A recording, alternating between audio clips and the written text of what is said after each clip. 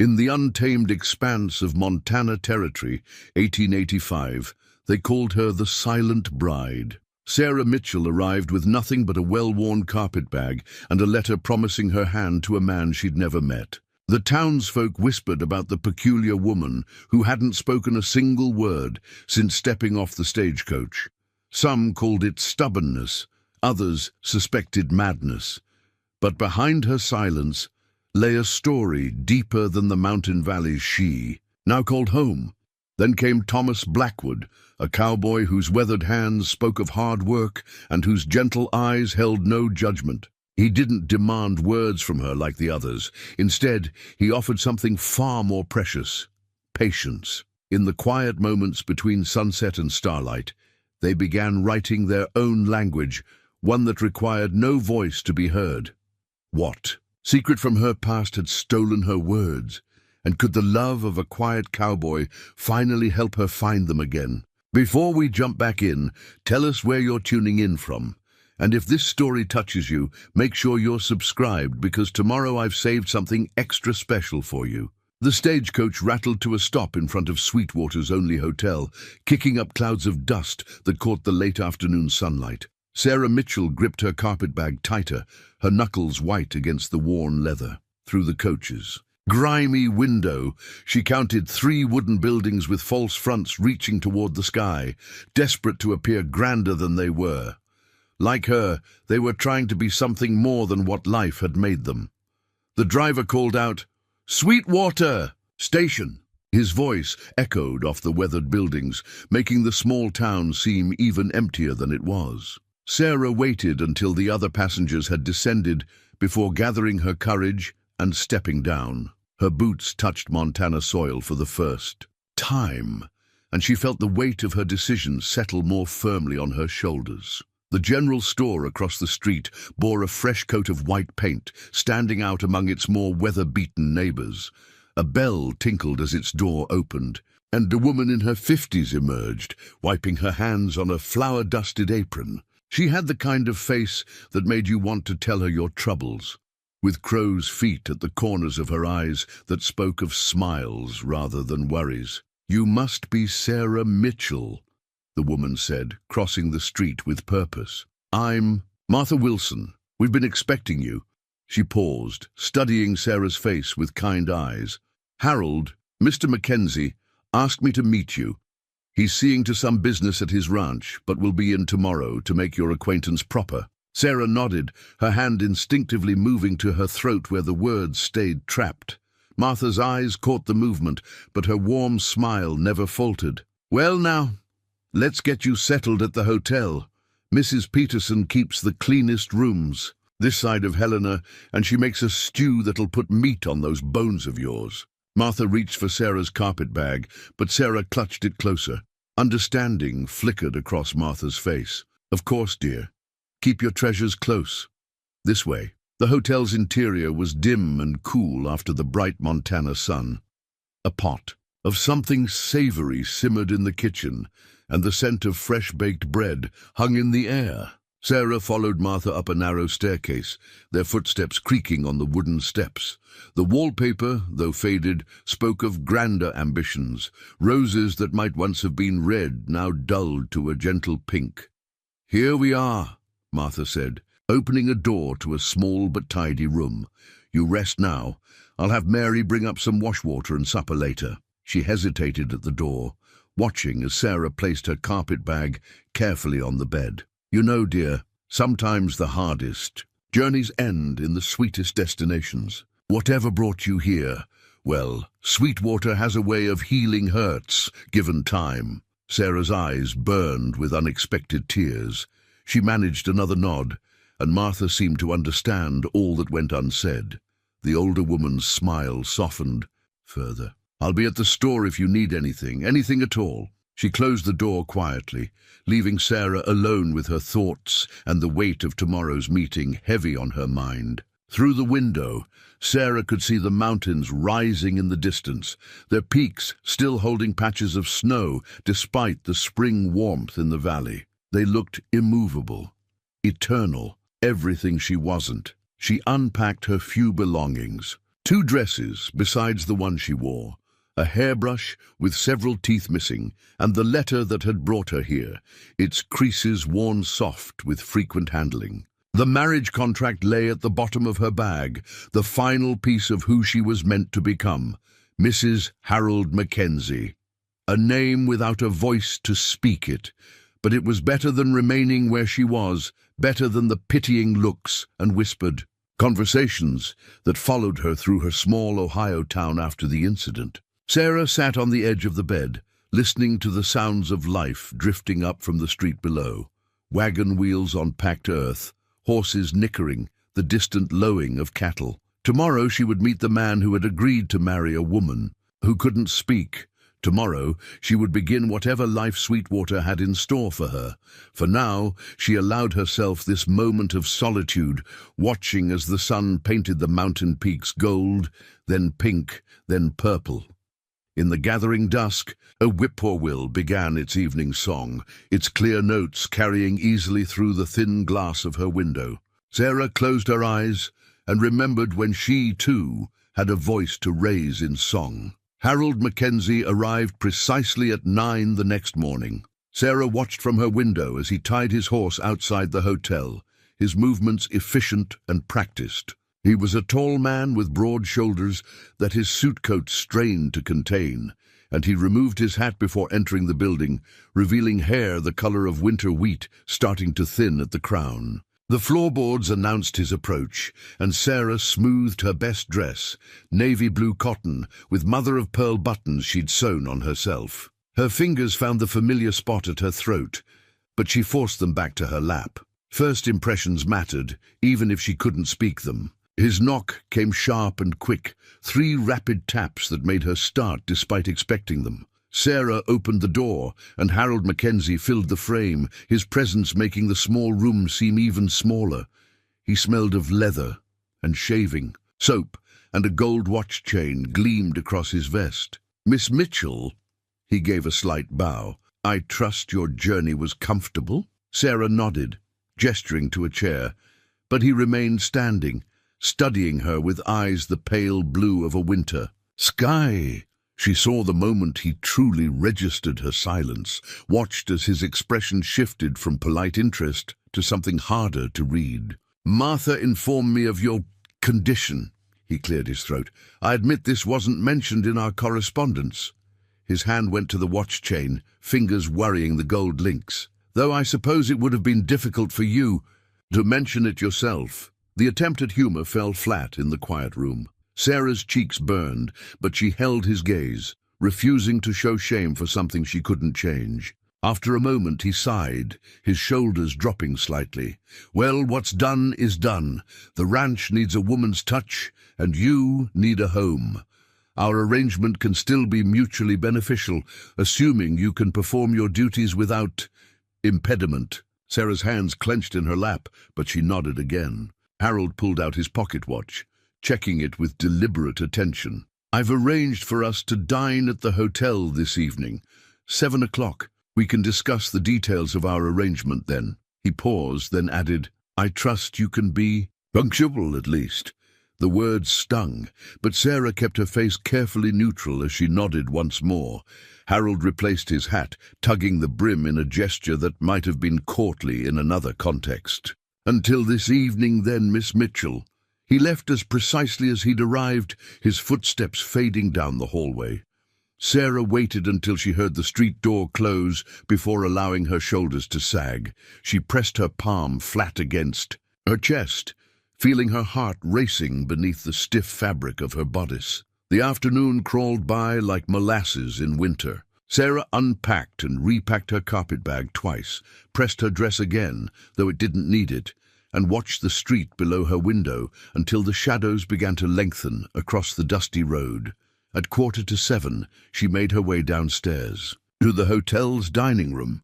Harold was already seated, studying a leather-bound ledger. He stood when she approached, waiting until she was seated before resuming his own chair.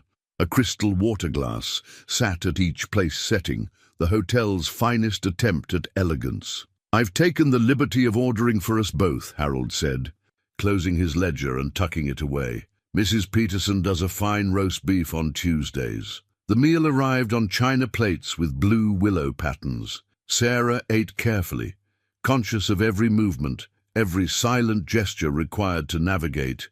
The meal. Harold filled the silence with talk of the ranch.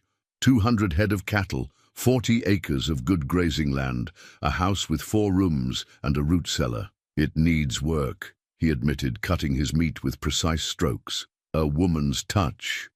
As I said, the last few years since Margaret passed have been, well, he took a sip of water. We'll be married by the circuit preacher when he comes through next month. That should give you time to prepare whatever you need. Sarah set down her fork, her appetite suddenly gone. A month. 4 weeks to prepare for a life with this man who spoke of marriage like a business transaction, who saw her silence as an impediment to be overlooked rather than a part of who she was.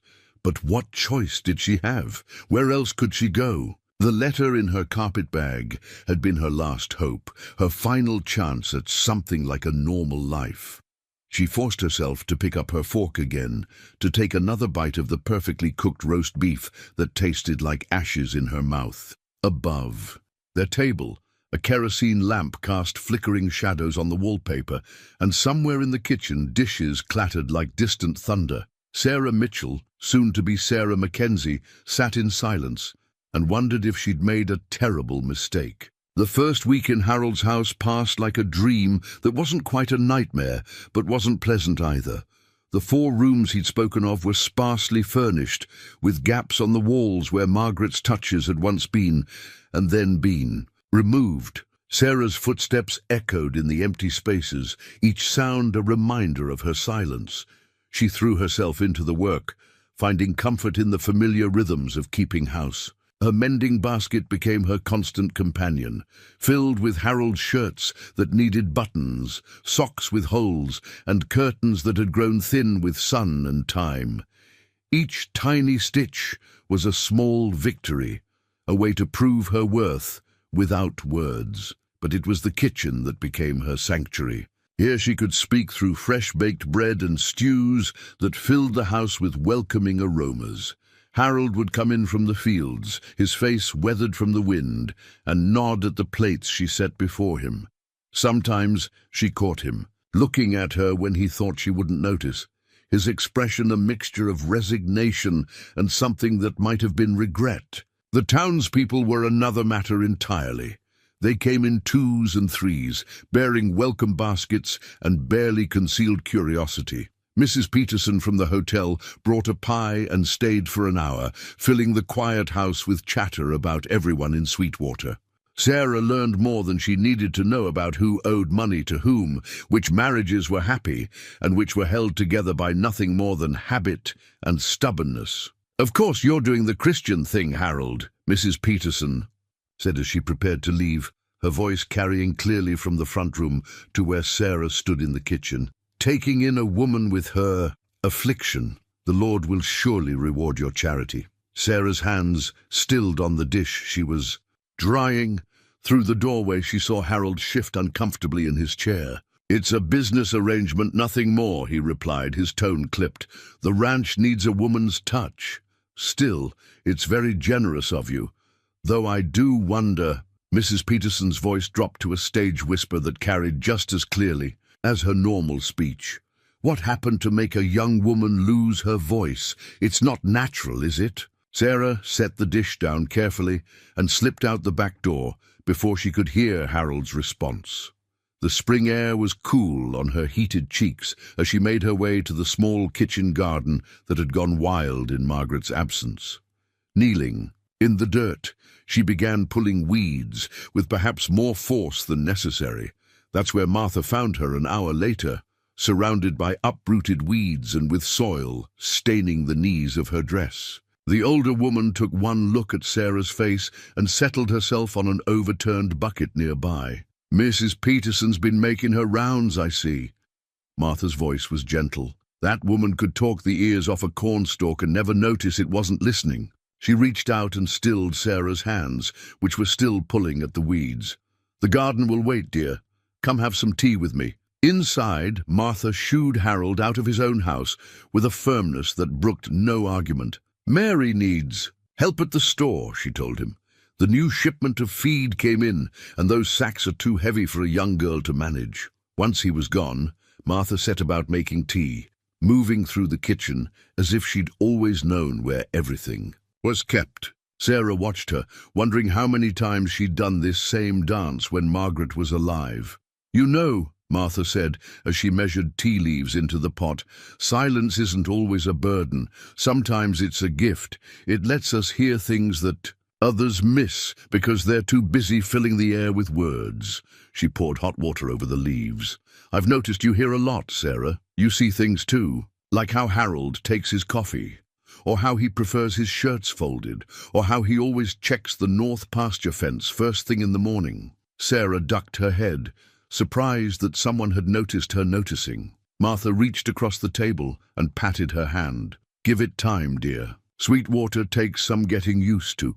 And Sweetwater needs time to get used to you, too. People will talk. That's what people do when they don't understand something. But they'll learn. We all will." The tea was strong and sweet, just how Sarah liked it, though she couldn't remember ever telling Martha her preference. Outside, a meadowlark called to its mate, its song rising and falling in the afternoon air. Sarah closed her eyes and let herself believe just for a moment that Martha might be right. The church social should have been a celebration. Spring had fully arrived in Sweetwater, bringing with it the promise of new beginnings. The ladies of the town had outdone themselves, transforming the humble church basement into a festival of color, with paper streamers and wildflowers gathered from the surrounding meadows. Sarah stood near the refreshment table, arranging her contribution, sugar cookies decorated with careful precision, on a borrowed plate. Her blue dress, freshly pressed for the occasion, felt like armor against the whispers that followed her. Around the room, "Poor Harold," she overheard Mrs. Peterson say to her circle of friends. "Imagine being tied to a woman who can't even say 'I do' at her own wedding." Harold was across the room, deep in conversation with the bank manager about cattle prices. He'd been drinking from a silver flask. He thought she hadn't noticed him slip into his jacket pocket. His cheeks were flushed, his voice carrying louder than usual. The evening might have passed without incident if young Tommy Peterson hadn't knocked over the punch bowl while chasing his sister.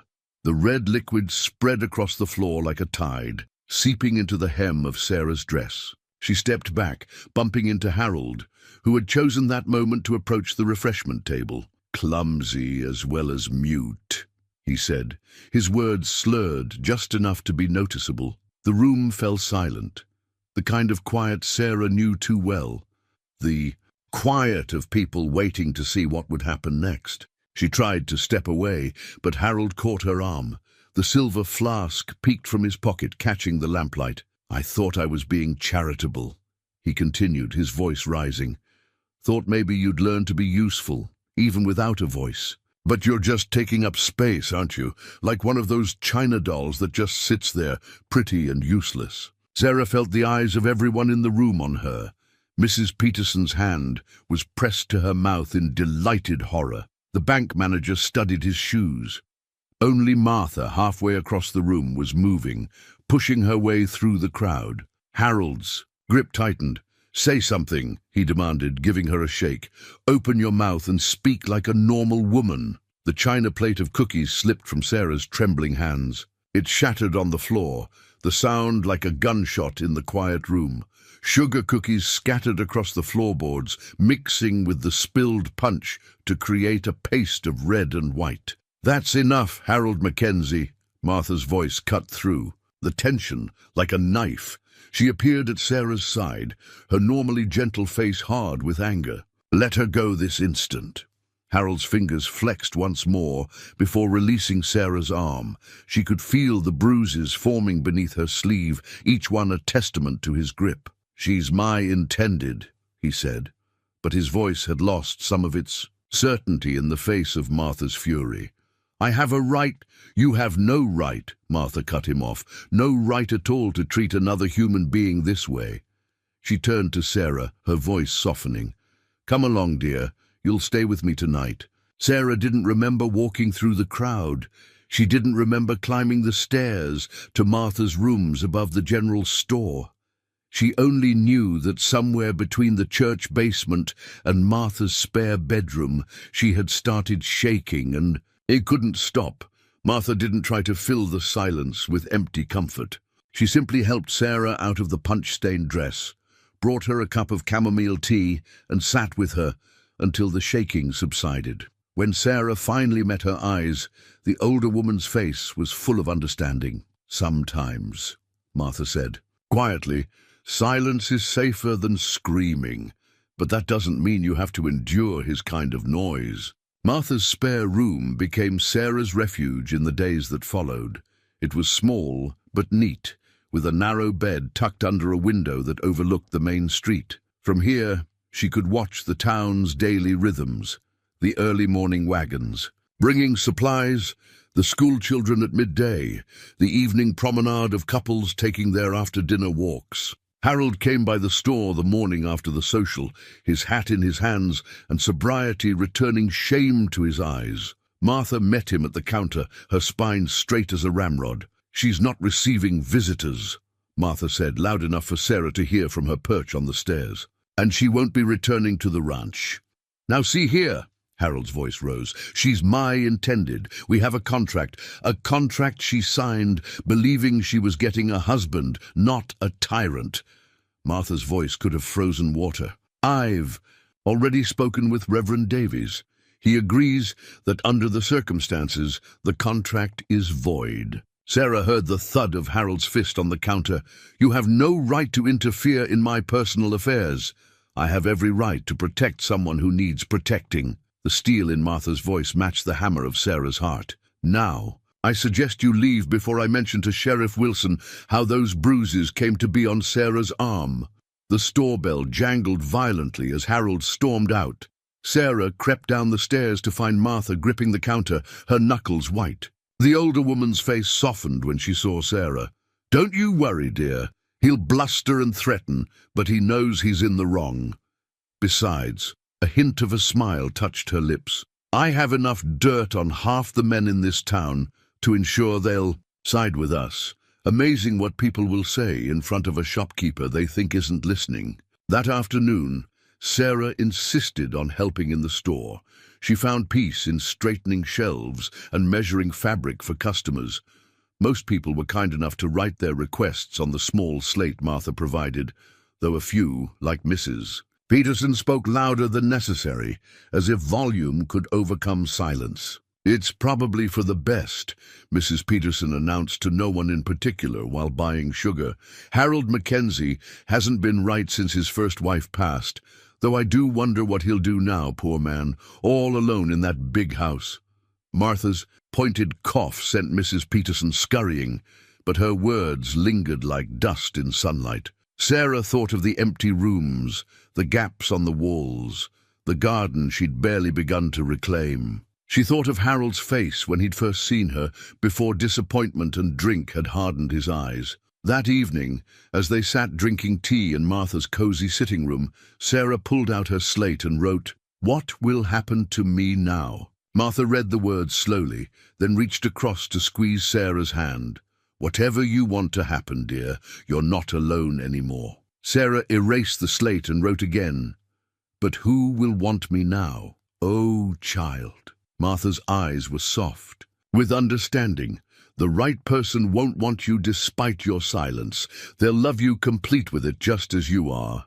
Outside, the sun was setting behind the mountains, painting the sky in shades of promise. Sarah watched the colors fade and felt, for the first time since stepping off the stagecoach, that maybe she had found her way home after all. Not in Harold's empty house, but here in this room above a general store, with a woman who understood that some kinds of strength came wrapped in silence. Thomas Blackwood rode into Sweetwater on a Tuesday morning, the sun at his back and spring mud still clinging to his horse's hooves.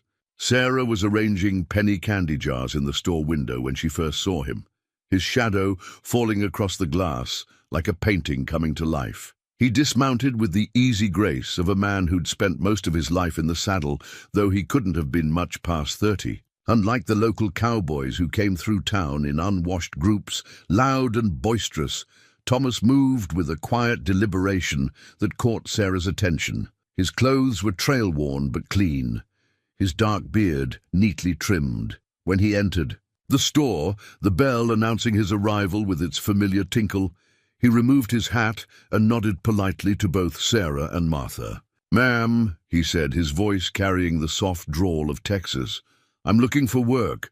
Heard tell that some of the ranches hereabouts might be hiring for the spring drive." Martha was already reaching for her slate, but Sarah surprised herself by stepping forward first.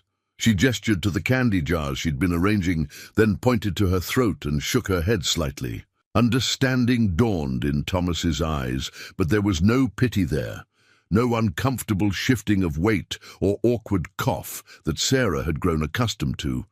He simply nodded again and spoke directly to her. "Those look mighty fine, ma'am. Reminds me of a store my grandmother used to run down in San Antonio. She always said the secret was keeping the peppermint sticks in the front where the sun could catch them." Sarah found herself smiling, really smiling, for the first time in weeks. She moved one of the jars slightly, letting the morning light dance through the red and white stripes. "Well now," Martha said, watching this exchange with interest. "As for work, I know for a fact that the Wilson spread is looking for experienced hands. That's my brother's place, just north of town, and the Double Bar might be hiring too, though I'd steer clear of the Mackenzie Ranch if I were you. Some troubled waters there at present." Thomas's eyes flickered briefly to Sarah, then back to Martha. "Appreciate the warning, ma'am. Would you be kind enough to point me toward the Wilson place?" Martha gave him directions, then added casually, "You'll be needing supplies, I expect. Sarah here can help you while I see to the mail that just came in." Left alone with Thomas, Sarah found herself strangely calm. She moved behind the counter and pulled out an order slip, ready to write down whatever he needed. But Thomas surprised her again. "If you don't mind," he said, pulling a small leather journal from his saddlebag, "I keep a list. Helps me remember what I need when I'm on the trail." He opened the journal to a well-worn page and showed her his neat handwriting. "Coffee, sugar, bacon, beans, ammunition for a Winchester rifle." Sarah gathered the items efficiently, weighing and measuring with practiced ease.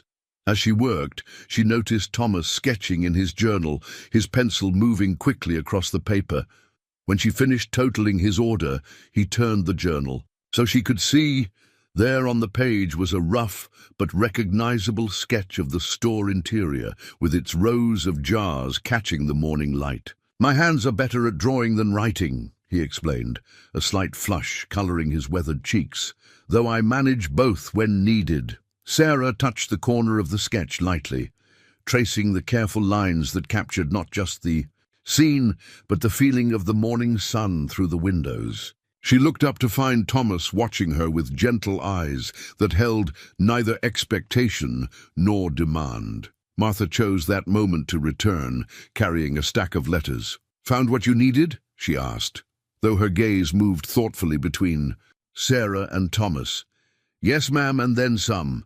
Thomas carefully closed his journal and reached for his purchases. "Much obliged for your help, both of you." At the door, he paused and turned back. "I might be in town a while. If the Wilson place works out, would it be all right if I stop by again? The light in here, well, it's good for drawing." Sarah nodded before she could think better of it, and Thomas's smile crinkled the corners of his eyes. "Until then," he said softly, and was gone, the bell marking his departure as gently as it had announced his arrival. Martha waited until his horse's hoofbeats had faded before saying, "Well now, that's a different sort of cowboy, isn't he?" Sarah busied herself straightening the candy jars, but she couldn't hide her smile. Different indeed. Over the next few weeks, Thomas Blackwood became as regular a fixture in the store as the penny candy jars in the window. He'd stop by in the early mornings before heading out to the Wilson Ranch, or in the evenings when the day's work was done. Sometimes he'd buy small items, tobacco, matches, a new pencil for his sketching. Other times he'd just sit on the porch with his journal, drawing the town as it came alive, with the spring thaw. Sarah found herself looking forward to these quiet visits. Thomas had a way of making silence comfortable, of speaking just enough, to carry both sides of a conversation without making her feel lacking. He'd tell her about his day, cattle branded, fences mended, the first wildflowers spotted in the high meadow, while his pencil moved across paper, creating worlds in graphite and shadow. One evening, he brought her a gift, wrapped clumsily, in brown paper. Inside was a small wooden bird, its wings swept back as if in flight. The carving was rough but full of life, each feather suggested by careful knife strokes. "Made it during my lunch break," he said, rubbing the back of his neck, as she turned it over in her hands. "Reminded me of that meadowlark that's been singing outside the store, the one you always stop to listen to." Sarah hadn't realized he'd noticed that about her, how she paused in her work whenever the bird's song floated through the open door. She clutched the carving to her chest, hoping her eyes could convey what her voice couldn't. "I know it's not much," Thomas continued, misreading her emotion for disappointment. "I'm better with a pencil than a knife, truth be told." Sarah shook her head firmly and placed the bird in the window among the candy jars, where the setting sun caught its wings and made the wood glow like amber. Thomas's smile when he saw her do this was brighter than any sunset. Martha watched these interactions with knowing eyes, but said little. She did, however, find more reasons for Thomas to help around the store.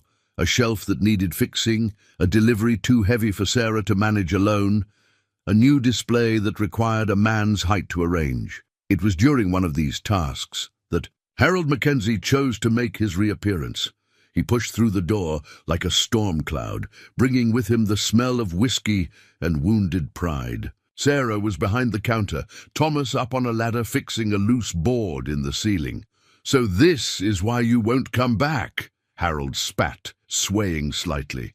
"Found yourself a replacement already, have you?" Thomas descended the ladder slowly, deliberately, placing himself between Sarah and Harold without making it obvious that's what he was doing.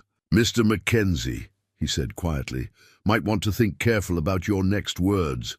Don't tell me what to think in front of my own intended." Harold took a step forward, but Thomas didn't move. "Way I hear it," Thomas said, his voice still. Calm, but with an edge of steel beneath it. The lady's made her choice clear enough, even without words. Harold's face darkened. "She's damaged goods," he snarled. "Think I don't know why she can't speak? Something in her past, something she's hiding. You want that kind of woman?" Sarah felt each word like a physical blow, but before she could react, Thomas spoke again. "Only thing damaged here is your pride, Mr. Mackenzie, and pride's a poor reason to hurt someone who's done you no wrong." For a moment, Sarah thought Harold might throw a punch. His hands clenched into fists, the knuckles white with strain, but Thomas stood his ground, quiet and immovable as a mountain, and something in his stillness seemed to drain the fight from Harold. "You're welcome to each other," Harold finally muttered, and stormed out as suddenly as he'd arrived. In the silence that followed, Sarah became aware that she was trembling. Thomas turned to her, his eyes full of concern, but asking nothing, demanding nothing. He simply held out his hand, palm up, offering comfort only if she chose to take it. Sarah looked at that weathered palm, scarred from rope burns and saddle leather, gentle enough to draw delicate sketches and carve tiny birds. Slowly, carefully, she placed her hand in his.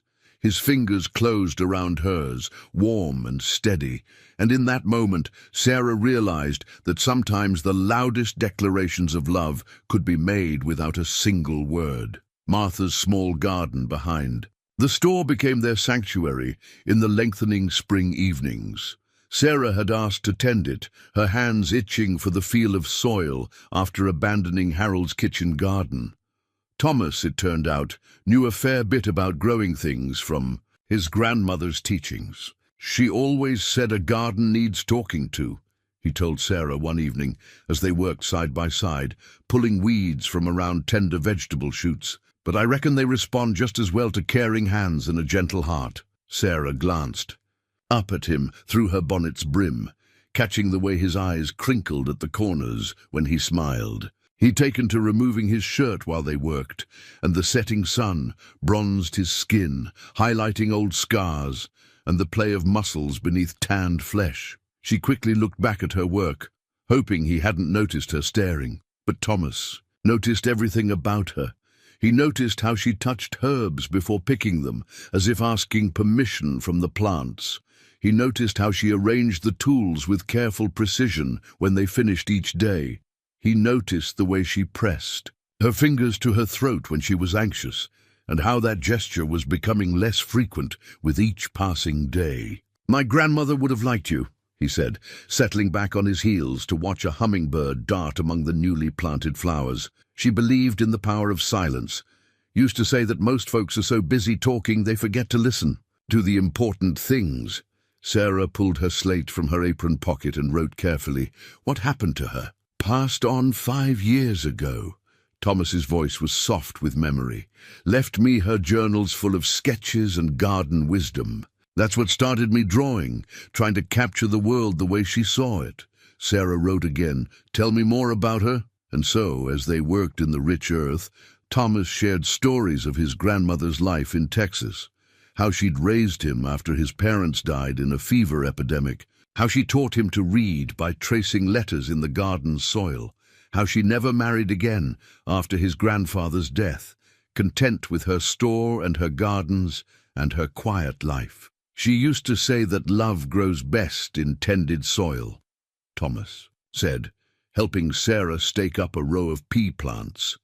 Their hands met on the twine, and neither pulled away. That you had to prepare the ground, plant the seeds with care, and then have patience while they took root. The sun was setting in earnest now, painting the sky in shades of coral and gold. From the store's back door came the smell of Martha's cooking and the soft clatter of supper preparations.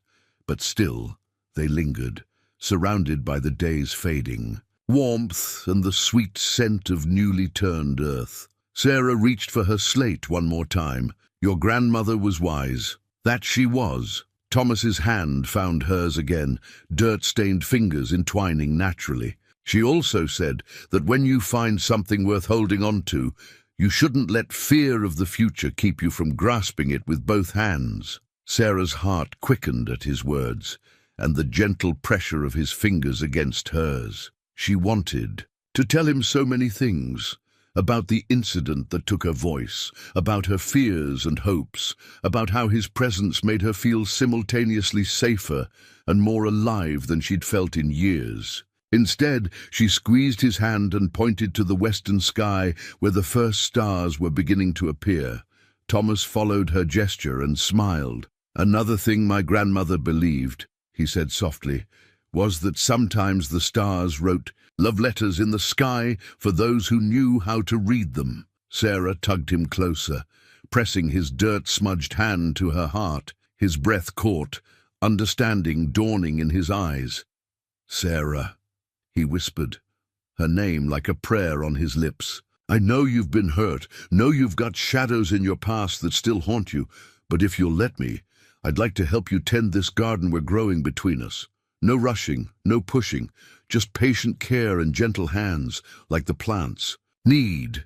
She nodded, tears blurring her vision of the darkening sky. Thomas reached up with his free hand and brushed them away with a touch as light as a butterfly's wing. Behind them, Martha called that supper was ready, her voice carrying a note of deliberate warning to give them time to step apart. But as they gathered their tools and headed inside, Sarah knew something fundamental had shifted in the garden's quiet space. Like a seed breaking through soil to reach for sunlight, hope was taking root in ground she'd thought would lie fallow forever. The town's social was held in the same church basement where Harold had shown his true nature months before. Sarah hesitated at the top of the stairs, her hand tight on the banister. But Thomas was beside her, steady as always, and Martha stood on her other side like a protective wall against whispers. "We don't have to stay long," Thomas murmured. "Just long enough to show them you've nothing to be ashamed of." The basement had been transformed again, this time with early summer roses and ribbons. Music from a fiddle and piano filled the air with cheerful sound. Sarah took a deep breath, straightened her spine, and descended the stairs. Conversations stuttered as they entered, then resumed with increased intensity. Mrs. Peterson's voice carried above the others. "Well, I never! The nerve of them coming together like that!" But Thomas merely smiled, leading Sarah to a quiet corner where they could observe the dancing. His journal was in his hand. It went everywhere with him these days, and he began sketching the scene. Whirling skirts, laughing faces, the way the lamplight caught in the roses' petals. "Look there," he said softly, pointing with his pencil. "See how young Tommy Peterson keeps stepping on Mary Wilson's toes. But she doesn't mind because she's sweet on him. And over there," his pencil moved to where the banker's wife was fanning herself vigorously. "Mrs. Harrison's new dress is too tight, but she won't admit it." Sarah found herself smiling as Thomas captured these small human moments in quick, sure strokes. He had a way of seeing beauty in the ordinary, finding stories in the simplest gestures. When he sketched her, and he did often, she saw herself. Through his eyes, strong, graceful, complete exactly as she was.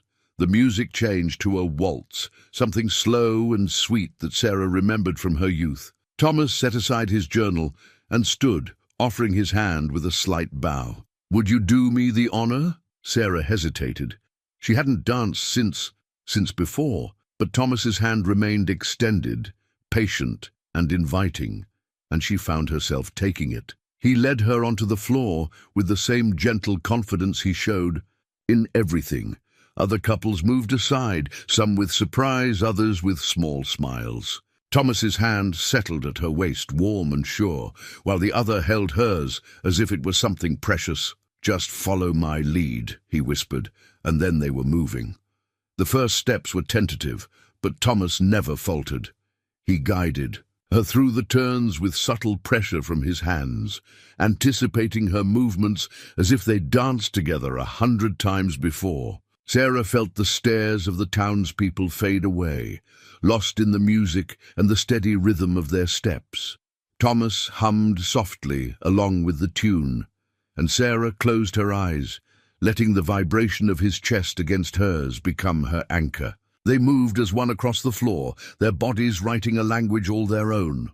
When the music ended, Sarah opened her eyes to find Thomas looking at her with such tenderness it made her breath catch. Around them, scattered applause broke out, led, she noticed, by Martha, whose eyes shone with unshed tears. "You dance beautifully," Thomas said quietly, as he led her back to their corner. "Like you've got music living in your bones." Sarah reached for his journal and pencil. On a blank page, she wrote, "I used to sing." It was the first time she told anyone in Sweetwater about her past. Thomas read the words slowly, his thumb brushing over them as if he could feel their weight. "Used to." She nodded, then wrote, again, "Before the fire." Thomas's hand found hers, squeezing gently. "When you're ready," he said, "I'll listen to that story. But for now," he smiled, tucking a loose strand of hair behind her ear, "would you care for another dance?" The next song was already starting, something lively that had couples laughing as they tried to keep up. Sarah set down the journal and took Thomas's offered hand. As they joined the other dancers, she caught sight of their reflection in the basement windows. Her face flushed with happiness, his eyes never leaving her, their movements perfectly matched. In that moment, Sarah realized that she was no longer the silent bride who had stepped off the stagecoach months ago. She was becoming someone new, someone who could speak volumes without uttering a word, someone who was learning that love had its own language, written in garden soil and graphite sketches, and the perfect harmony of two hearts beating in time. The stranger arrived on the afternoon stage, bringing with him the dust of travel and the weight of secrets. Sarah was alone in the store, Martha having gone to help Mary with a difficult delivery at the Wilson ranch. Through the window, she watched the man descend from the coach, his dark suit out of place in the frontier town. He paused on the boardwalk, consulting a piece of paper, then entered the store. The bell's cheerful tinkle seemed at odds with his somber presence. Up close, Sarah could see that his suit, though well cut, was worn at the edges, and his eyes held the sharp, hungry look of a man pursuing something. "Miss Sarah Mitchell." His voice was smooth as creek stones. When she nodded, his thin lips curved into what might have been a smile. "Or should I say Miss Sarah Collins?" The sound of her old name hit her like a physical blow.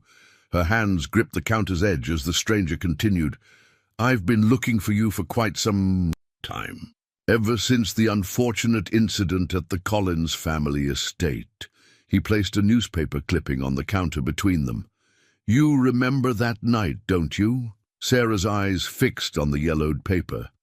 Even upside down, she recognized the headline. "Tragic Fire Claims 3 Lives." Below it, a sketch of the grand house she'd once called home, flames reaching toward a smoke-darkened sky. "I represent certain interested parties," the man said, sliding another document from his coat.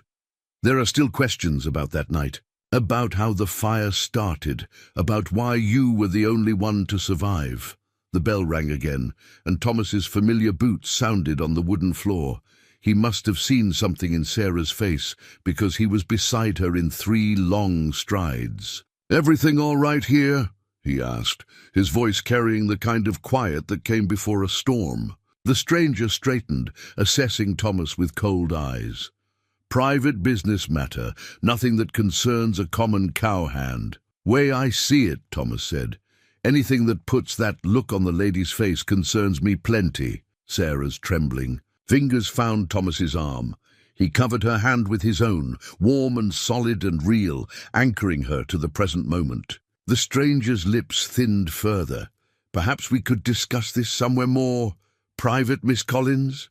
"The lady's name is Mitchell," Thomas said firmly, "and she's not going anywhere with you." Just then, the door opened a third time, admitting Martha and Mary, their faces bright from successful delivery and shared joy. The scene before them stopped them short. Sarah pale and shaking, Thomas protective beside her, the stranger with his accusations hanging in the air like smoke. Martha took in the situation with one sharp glance. "Mary, dear, run fetch your father. Tell him we need him at the store. Official business." Mary disappeared without a word.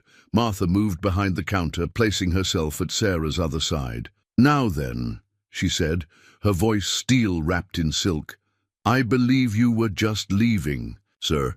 "This isn't finished," the stranger warned, gathering his papers. "There are those who want answers about that night, about the deaths of Jonathan and Elizabeth Collins and their son David, about the mysterious fire that started in the music room where you were last seen." Each name struck Sarah like a hammer blow. David, her sweet younger brother who'd loved her singing, her parents who'd built their lives around music and beauty, the music room where she'd been practicing late that night, where the lamp had fallen, where the flames had spread so quickly. "That's quite enough," Martha's voice cut through the memories. "Sheriff Wilson will be here shortly. I suggest you take your insinuations elsewhere." The stranger straightened his worn coat. "Good day, Miss Collins. We'll speak again." After he left, Sarah's legs gave way. Thomas caught her, easing her onto the chair Martha quickly provided. His strong hands rubbed gentle circles on her back. As she fought for breath, "It's all right," he murmured. "You're safe here. No one's going to hurt you." But Sarah knew the stranger's arrival had changed everything. Her past, which she'd tried so hard to leave behind, had followed her to Sweetwater. Soon they would all know the truth. About the fire, about her silence, about the guilt she'd carried for so long. She looked up at Thomas, wondering if the tenderness in his eyes would turn to judgment when he learned the whole story. His hand found hers, squeezing gently, as if he could read her thoughts. "Whatever it is," he said softly, "whatever happened back then, it doesn't change who you are now, and who you are is someone I'm proud to stand beside." That evening, after Martha had shooed away the sheriff and his questions, Sarah sat in the garden with Thomas. The sun had set, but the western sky still held a faint glow, just enough to see by. A small chalkboard lay in Sarah's lap. Martha's idea, easier to erase than the slate, better for longer stories. Thomas sat quietly beside her on the wooden bench he'd built last week, close enough that she could feel his warmth, but not so close as to crowd her. Above them, the first stars were beginning to appear, like scattered diamonds on black velvet. Sarah's chalk moved slowly at first, uncertain. "I was 19, she wrote, living with my family in Connecticut. We had money, position, respect." She paused, swallowing hard. "We had music." Thomas read silently, his shoulder touching hers in quiet support. She erased the words and continued. "Father played violin, mother, piano. David, my brother, was learning both. I sang. We had concerts in our music room every Sunday evening." The chalk trembled slightly. "That night I was practicing late, a new piece for the next concert." She had to stop then, the memories threatening to overwhelm her. Thomas's hand found hers in the growing darkness, warm and steady. "Take your time," he murmured. "I'm not going anywhere." The chalk moved again, stronger now. The lamp fell. I don't know how. Maybe I bumped the table, maybe the cat. I tried to catch it, but the oil spilled. The flame spread so fast. Her hand was shaking so badly that the words were barely legible. I screamed for them to wake up. I screamed until I couldn't scream any more. Thomas's arms slipped around her shoulders, drawing her close as silent tears fell onto the chalkboard, smearing the words. She let the chalk fall, turning her face into his chest as the sobs she'd held back for 2 years finally broke free. He held her through the storm, one hand stroking her hair while the other kept her anchored against his heart. When the sobs subsided, he reached down and picked up the fallen chalk, pressing it gently back into her hand. Sarah took a shuddering breath and continued writing. The smoke was so thick, I couldn't find them. A neighbor pulled me out just before the roof collapsed. They said I was still singing when they found me, but I haven't made a sound since that night. "Oh, my brave love," Thomas whispered, the endearment falling naturally from his lips.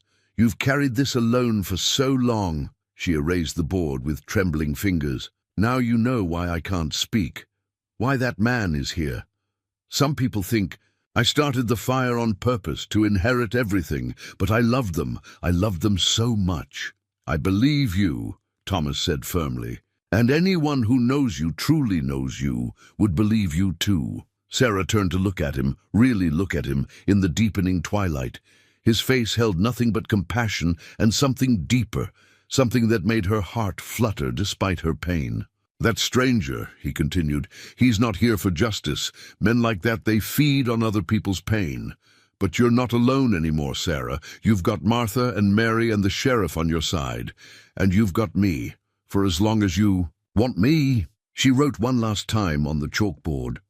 "What if I want you forever?" Thomas's breath caught. Slowly, giving her time to pull away, he raised his hand to cup her cheek.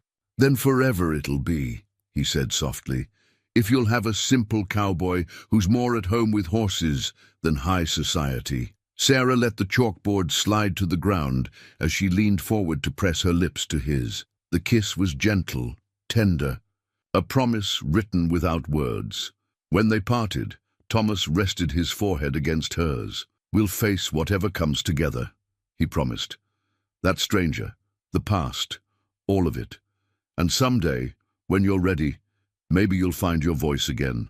But even if you don't know this, I hear you clear as day, Sarah Mitchell. I hear every word your heart speaks." In the garden's darkness, surrounded by the scent of earth and growing things, Sarah felt something shift inside her. The weight of her secret, shared at last, seemed lighter somehow. And though she couldn't yet imagine ever speaking again, she knew that Thomas was right. There were many ways to be heard, to be understood, to be loved. The stars continued their slow dance overhead, witnesses to promises made in silence, but sealed with all the strength of spoken vows. The wanted poster appeared on Sheriff Wilson's desk the next morning, carried by the stranger who now had a name: James Barrett, private investigator. The paper was creased and worn, but the face staring out from it was unmistakably Harold Mackenzie's, though under a different name. "William Hawkins," Barrett read aloud to the gathered group. "The sheriff, Martha, Thomas and Sarah. Wanted in 3 states for insurance fraud, arson, and suspicion of murder. His preferred scheme involves marrying women with property, arranging unfortunate accidents, and collecting the insurance money." Sarah sat very still in her chair, Thomas's hand steady on her shoulder. The sheriff studied the poster, his weathered face grim. "And you believe he came here tracking Miss Mitchell?" he asked. Barrett nodded. He must have learned about the Collins fire, figured she'd be vulnerable. Easy target, a mute woman with a suspicious past. But something spooked him. Maybe her silence wasn't what he expected, maybe he got impatient. Either way, he's moved on to his next scheme. "The ranch mortgage," Martha said suddenly. "He's been borrowing heavily against it, talking about improvements. No one's ever seen—" "Classic pattern," Barrett confirmed. "He takes out loans, insures heavily, then arranges an accident. Usually fire. It destroys the evidence." Thomas's grip tightened on Sarah's shoulder. "The night of the social," he said, quietly, "when he was drinking. He kept muttering about smoke and justice." The sheriff stood, checking his gun belt. "Mary saw him riding toward the ranch early this morning. Said he had supplies from the store. Oil, matches, that sort of thing. He'll want to do it tonight," Barrett said. "New moon, less chance of being seen." Sarah grabbed her slate, writing quickly. "He can't destroy the ranch. Margaret's roses still bloom there." The simple words carried the weight of something larger, the knowledge that another home, another life, couldn't be lost to flames set by malicious hands. "We'll stop him," Thomas promised, but Sarah was already writing again. "I know how he thinks. I know about fire." Her hand trembled, but her writing was clear. "Let me help." The men began to protest, but Martha stepped forward. "She's right. Sarah knows fire's voice better than any of us, and she deserves to face this demon." Sheriff Wilson looked between them all, then nodded slowly. "We'll need a plan, and we'll need to move fast." As they bent their heads together to strategize, Sarah felt a strange calm settle over her. 2 years ago, she'd been helpless against the flames that took her family. But tonight would be different. Tonight, she would face her fears with strength at her back and love at her side. The wanted poster lay forgotten on the sheriff's desk, Harold's false face staring up at the ceiling. Soon he would learn that some silences held not weakness, but steel, and some voices, once found, could not be silenced by fear or flame. Outside the sheriff's office, Sweetwater went about its morning business, unaware that by nightfall, the truth about both Harold Mackenzie and Sarah Mitchell would be written in letters of fire against the dark prairie sky. They caught Harold, William Hawkins, in the act of spreading oil along the ranch house's back wall. The new moon made the night pitch black, but Sarah saw him clearly in the light of his own lantern. He worked with the efficiency of someone who had done this before, someone who knew exactly how fire would spread and where it would burn hottest. Thomas and the sheriff approached from different directions, moving as quietly as hunting cats. Barrett hung back with Sarah and Martha, watching from the shadows of the barn. The plan was simple: catch him in the act, take him alive, let justice be served in a proper court. But plans, like silence, can be broken. Harold must have heard something, a boot scuff, a whisper of movement. He spun, lantern raised, and Sarah saw his face twist with rage when he spotted Thomas. "Should have known you'd interfere," he snarled, reaching for his gun belt. Everything happened at once. The sheriff shouted a warning. Thomas dove for cover. The lantern slipped from Harold's hand as he drew his pistol, hitting the oil-soaked wood with a crash of breaking glass. The flames caught instantly, racing along the wall with hungry eagerness. Harold fired twice, the shots crackling like lightning.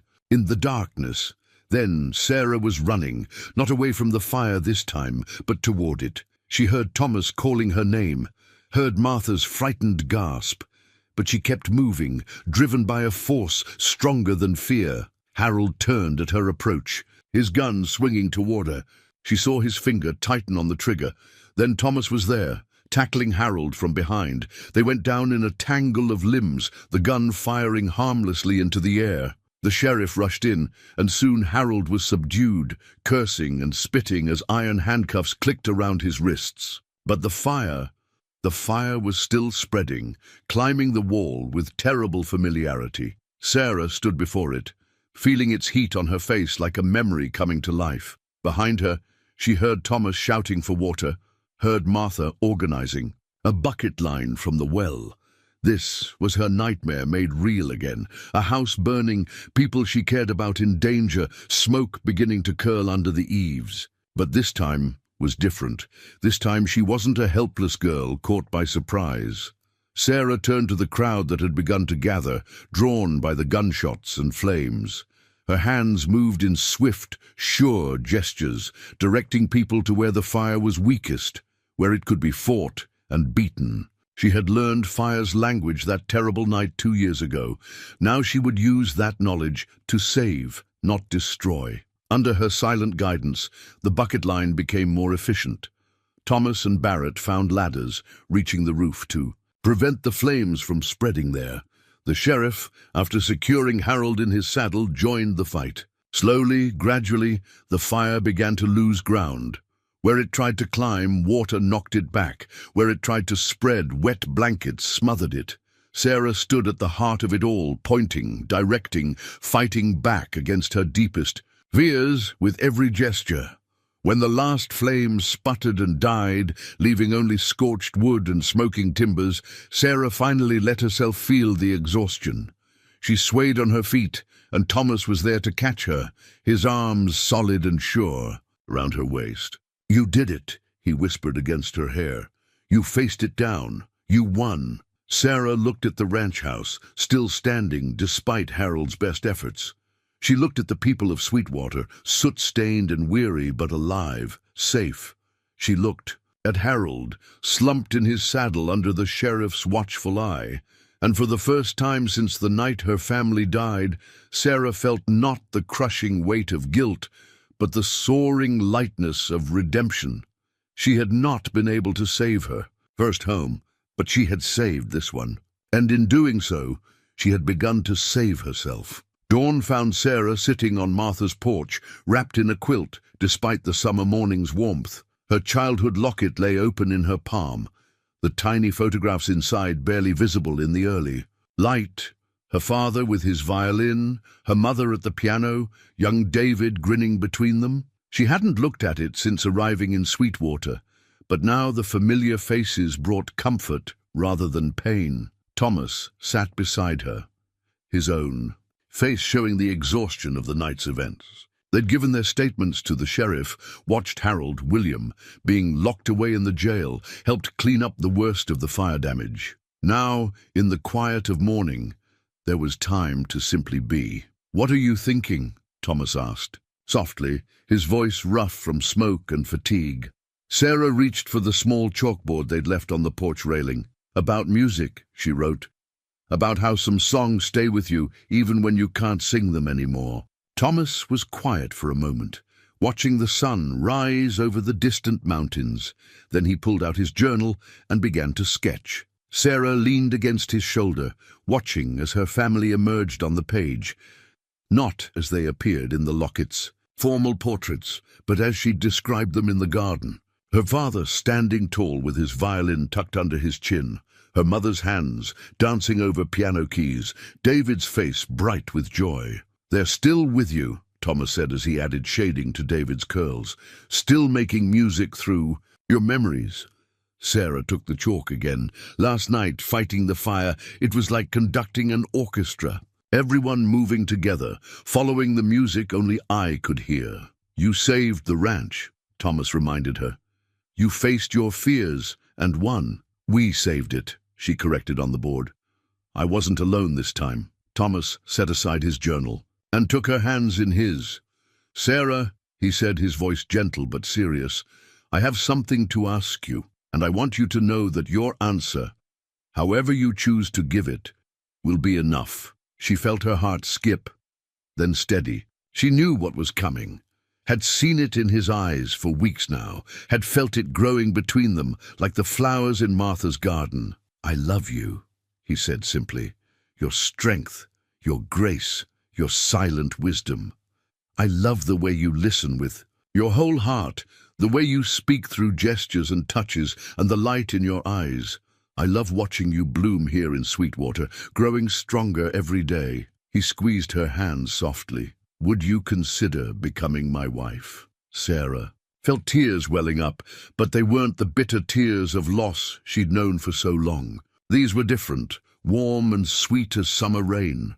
She opened her mouth, wanting to say yes, needing to say yes. Yes. The word came out as barely more than a whisper, rough from disuse and thick with emotion, but it was there, her voice, small and wavering but real. Thomas's eyes widened, his hands tightened on hers, but he didn't speak, didn't rush to fill the silence. He simply waited, patient as always, letting her find her way. "Yes," Sarah said again, a little stronger this time. "Yes, Thomas." And then she was in his arms, both of them crying and laughing at once. She felt his heart pounding against hers, felt the tremor in his hands as he cradled her face. "I love you," she whispered, the words rusty but true. "I love you." The sun crested the mountains, painting the world in gold. From inside the store came the sound of Martha moving about, preparing for the day. Soon the town would wake, and the news would spread. Not just of Harold's true identity and arrest, but of love triumphant and a voice reclaimed. But for now, Sarah and Thomas sat wrapped in the morning light in each other's arms. She didn't try to say more, knowing her voice would need time to grow strong again, like a plant long dormant, finally reaching for the sun. But those three words, "yes" and "I love you," were enough. They were everything. Thomas pressed a gentle kiss to her forehead. "Welcome back, my love," he murmured. "Welcome home." Sarah's first letter lay on Martha's kitchen table, the words carefully formed, each one a testament to her growing strength. She had written it that morning, her hand shaking only slightly as she put ink to paper. "Dear Mr. Barrett," it began, "I am ready to tell my story." The private investigator sat across from her now, his sharp face softened by something like respect. Thomas stood behind Sarah's chair, one hand resting supportively on her shoulder. Martha busied herself making tea, but her attention never strayed far from the scene unfolding at her table. "Take your time," Barrett said, his notebook open before him. "Tell me everything you remember about that night." Sarah's voice, though growing stronger each day, wasn't ready for such a long tale. Instead, she wrote, pausing occasionally to sip the tea Martha placed at her elbow. She wrote about the music room, about practicing a new piece for the Sunday concert, about the lamp falling, the oil spreading, the flames that seemed to come alive with horrible speed, about screaming for her family until her voice gave out, about trying to reach their rooms through the smoke. "I couldn't save them," she wrote, the words slightly smudged where tears had fallen, "but I never stopped trying. Even when the neighbors pulled me out, I was still fighting to go back in." Barrett read each page as she finished it, his expression thoughtful. "This matches what other witnesses told us," he said. "The neighbors, the fire brigade. They all spoke of your attempts to re-enter the house, not the actions of someone who started the fire deliberately." He pulled out several documents from his briefcase. "We've been investigating William Hawkins, or Harold Mackenzie as you knew him, for months. His pattern is clear. He seeks out vulnerable women, preferably those with property or inheritance, and arranges accidents to profit from their deaths." Sarah's hand tightened on her pen. "He thought I'd be an easy target." "Yes," Barrett nodded, "but you proved stronger than he expected. When you refused to play the victim, he moved on to his backup plan, burning the ranch for the insurance. Money. What will happen to him now?" Sarah wrote. "He'll face charges in multiple states. Your testimony about his attempted arson here, combined with the evidence we've gathered elsewhere, should ensure he spends a very long time in prison." Barrett gathered his papers. "And Miss Mitchell, the investigation into your family's fire is officially closed. You were never more than a witness to that tragedy. Sarah felt tears threatening again, but these were tears of relief. Thomas's hand squeezed her shoulder gently, and Martha discreetly wiped her eyes with her apron. After Barrett left, Sarah sat quietly, running her fingers over the pages of her statement. Each word was a step away from the past, a brick in the foundation of her new life. "You did well," Thomas said softly. "Your family would be proud." Sarah reached for a fresh sheet of paper. "I want to visit their graves," she wrote, "before our wedding. Will you come with me?" "Of course," Thomas replied without hesitation. "We can leave whenever you're ready." Martha, who had been reading over Sarah's shoulder, spoke up. "The garden will keep while you're gone, and Mary can help in the store." She smiled warmly. "Some journeys need to be made before new ones can begin." Sarah stood and hugged Martha tightly. Then she took Thomas's hand and led him to the porch, where his journal lay waiting. Together they sat in their usual spot, watching the town go about its business. "Tell me about them," Thomas asked quietly, "what they were like in everyday moments." And Sarah began to write, filling pages with memories she'd kept locked away for too long. About her father's habit of humming while he read the newspaper. About her mother's secret drawer of penny novels. About David's constant questions and bright laughter.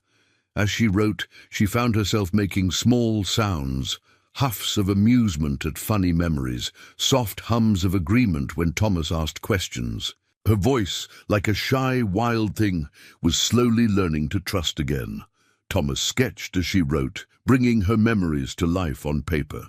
Under his talented hands, the Collins family emerged not as the formal portraits in her locket showed them, but as she remembered them, vital, loving, alive in her heart. The afternoon sun painted Sweetwater in shades of gold, and from somewhere nearby came the sound of a meadowlark's song. Sarah leaned against Thomas's shoulder, at peace with both her past and her future. She had lost one family, but found another. Lost her voice, but gained a different way of speaking. Lost her old life, but built a new one, stronger for being. Chosen rather than given. And she knew with quiet certainty that the best songs were still waiting to be sung. The courthouse in Helena was a grand affair of red brick and white columns, trying its best to bring Eastern dignity to the Montana territory. Sarah stood at the bottom of its steps, her hand tight in Thomas's, while Martha fussed with the collar of her best dress. "Remember," Martha said, smoothing invisible wrinkles from Sarah's shoulders, "you only need to speak as much as you're able. The written testimony is already entered into evidence." "I want to speak," Sarah said softly. Her voice, though still quiet, had grown stronger during their journey east. Each mile from Sweetwater had seemed to loosen something in her throat, as if distance from the place where she'd been silent helped her find her words again. The main courtroom was packed with spectators. News of William Hawkins' capture had spread, bringing curiosity seekers from across the territory. Sarah saw other women in the gallery, some she recognized from Barrett's investigation, others strangers who perhaps saw their own close calls in her story. Harold, William, sat at the defendant's table, his face a mask of injured innocence. He'd cleaned up for the trial, his hair neatly trimmed, his suit pressed, but Sarah could see the coldness in his eyes when he looked at her. The same coldness she'd glimpsed that night at the church social. The prosecutor called her name, and Sarah rose. Thomas squeezed her hand once before letting go. As she walked to the witness stand, she felt the weight of every step, every eye upon her. But she also felt something else, strength flowing up. Through her feet from the solid floor, courage warming her chest like summer sunshine. "Please state your name for the court," the prosecutor said. Sarah took a deep breath. "Sarah Elizabeth Mitchell," she said, her voice clear enough to carry to the back of the room. "Formerly, Sarah Collins." A murmur went through the gallery. William's lawyer leaned forward, obviously surprised by her voice. They'd expected the silent woman from the written testimony, perhaps thought to use her muteness to cast doubt on her story. "Miss Mitchell," the prosecutor continued, "please tell the court about the events of May 15th of this year." And Sarah did. She told them about the church social, about William's drunken cruelty, about finding sanctuary with Martha, about his attempts to force her return, about the night he tried to burn down the ranch, about the familiar smell of lamp oil and the terrible speed of flame. "Why didn't you tell anyone about his threats earlier?" the prosecutor asked. "I couldn't speak then," Sarah said simply. "I hadn't spoken since the night my family died in a fire 2 years ago. A fire that wasn't set deliberately, as Mr. Barrett's investigation proved. A fire that taught me its language, helped me recognize what Mr. Hawkins planned to do to the ranch." William's lawyer objected, but Sarah continued, her voice growing stronger with each word. "I saw how he laid the oil, saw how he chose his starting point, where the flames would spread fastest. He knew about fire, just like I did, but he used that knowledge to destroy.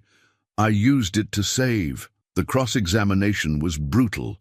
William's lawyer tried to paint her as a fortune hunter, a woman with a suspicious past who'd tried to trap a respected rancher into marriage. But Sarah stood firm, her voice never wavering as she told the truth. "Yes, I came to Sweetwater looking for a new start. Yes, I agreed to marry a man I'd never met. I was running from my past, from the whispers and suspicions about the fire that took my family, but I never tried to trap anyone. When I saw who Mr. Hawkins really was, I left.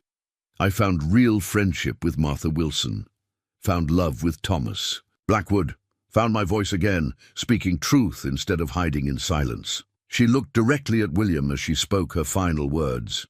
"I know fire's voice, Mr. Hawkins. I know how it speaks, how it moves, how it destroys.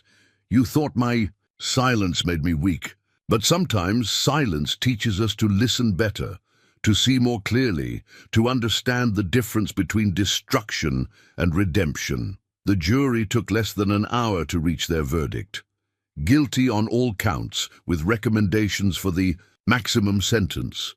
As the judge read the verdict, Sarah sat between Thomas and Martha, feeling the last weights of her past finally fall away. Outside the courthouse, autumn sunlight painted the world in shades of gold and amber. Sarah stood on the steps where she'd started the day, but now her hand was relaxed in Thomas's grip, her shoulders straight, her heart light. "Ready to go home?" Thomas asked softly. Sarah looked up at him, at the love and pride shining in his eyes. She looked at Martha, who was already planning the wedding they'd postponed for the trial. She looked out at the mountains in the distance, their peaks reaching toward a cloudless sky. "Yes," she said, her voice carrying all the music of her heart. "Let's go home." They stepped down into the afternoon light together, leaving behind the courthouse and its tales of fire and fear. Ahead lay Sweetwater and their garden, and all the words Sarah was finally ready to speak. Behind them, the courthouse bells began to ring, their bright song carrying across the valley like a benediction, like a promise, like a voice too long silent, finally raised in joy. The wedding took place in Martha's garden on a perfect autumn morning. Sarah stood beneath an arch twined with late roses, wearing a dress the color of cream and holding a bouquet of wildflowers. Thomas waited for her, his journal tucked into his pocket as always, his eyes never leaving her face. Martha had outdone herself with the preparations. The entire town had pitched in, turning the small garden into a wonderland of flowers and ribbons.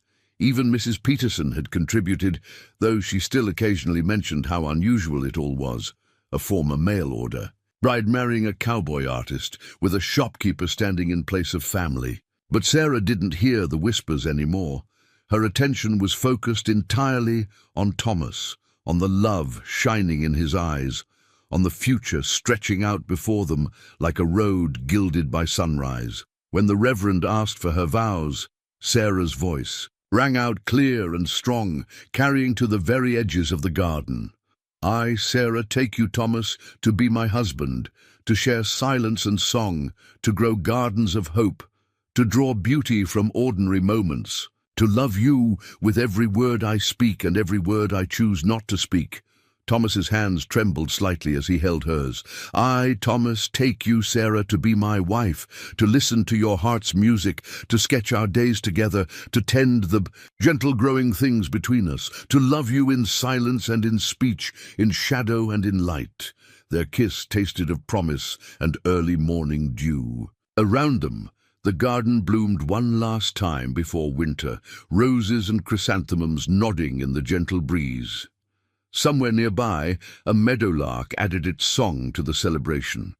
That evening, as autumn's first stars appeared above their small house, built halfway between the store and the Wilson Ranch, Sarah and Thomas sat on their porch. His journal lay open between them, its pages filled with sketches of their wedding day. Martha crying happy tears, Mary catching the bouquet, the way the light had caught in Sarah's hair as she spoke her vows. "Sing for me," Thomas asked softly, knowing she sometimes could when it was just the two of them. Sarah smiled and began to hum the lullaby her mother had sung to her as a child. Her voice was different now, deeper, touched by smoke and silence and healing, but it was hers, and it was free. As the stars turned overhead, Sarah's song drifted out across the prairie, mixing with the night sounds of their Montana home. It was a song of loss and finding, of silence and speech, of fire that destroyed and fire that forged something stronger in its wake. It was the sound of love, speaking its truth at last.